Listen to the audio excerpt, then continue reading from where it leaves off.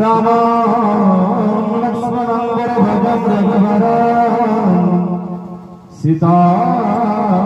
सीतापतिं सुन्दरं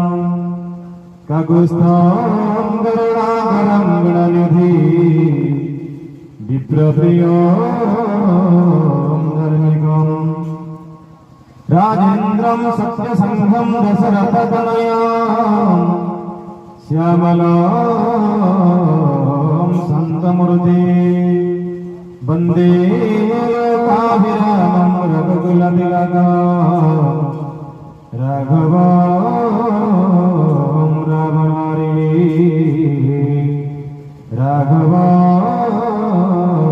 रावणारी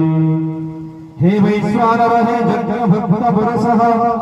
वैकुण्ठनाथं स्वयं